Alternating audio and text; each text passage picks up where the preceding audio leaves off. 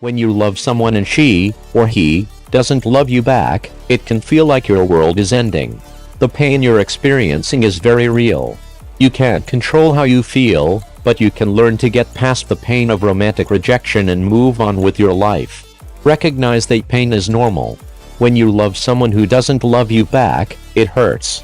It turns out that heartbreak is a very real physical sensation. The pain from rejection activates your parasympathetic nervous system, which is responsible for things like your heart rate and muscle tension. It's natural to feel hurt if you love someone who doesn't return the feeling. Accepting that your feelings are normal can help you process them. Allow yourself time to grieve. There's nothing wrong with having to grieve, as long as you don't get stuck there. In fact, it's healthier to let yourself be sad than it is to try to suppress those emotions.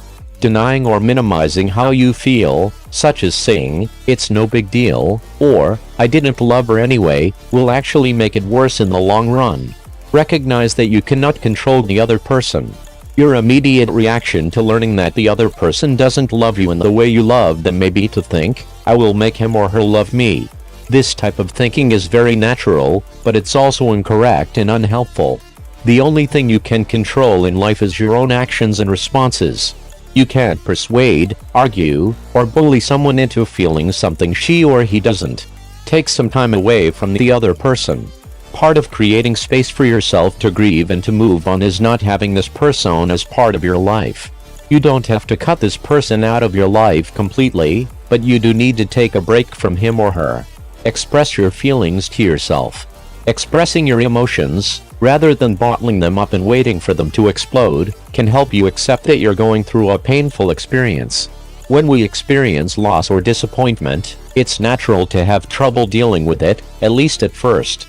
Don't belittle yourself for feeling this way or try to ignore the feelings in the hopes they'll go away. Express them openly and honestly. Realize that you are better off. It doesn't matter how great the person is, if she or he doesn't love you, you could not be happy with that person. It's very easy to idealize someone, especially if you have invested a lot of energy in falling in love with him or her. Stepping back to examine the reality, without being cruel or judgmental, can help you get some distance from that feeling of unrequited tragic love. Avoid the blame game. Just as you have no control over falling in love with this person, she or he has no control over not falling in love with you. If you go around blaming him or her for friend-zoning you or thinking she or he is a terrible person for not loving you, you're being unfair to the other person. This emphasis on bitterness will also hold you back from healing. Get rid of mementos. You can cry over giving up the mementos, but it's an important step in the healing process. Having those mementos around will only make it harder to move on, and that's not what you're after. Distract yourself. While it's impossible to not think about something, it is possible to divert your thoughts elsewhere whenever you start to go down that rabbit hole. Every time those memories bubble up, distract yourself with another thought, activity, or project. Remember that unrequited love hurts the other person too. It may feel like your pain is the only thing in the world when you're first rejected.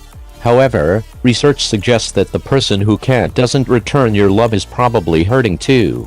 Most people don't enjoy causing others pain. Talk it out with someone. It's best to get the emotional and difficult aspects of the healing process off your chest. If you cling to those emotions, it will make it harder to release them in the long run. Find someone to talk to about what you're feeling and what you're going through. And that's it. Put like for this video and share it with your friends. Subscribe to the channel and write in the comments what video you would like to see next time. Goodbye.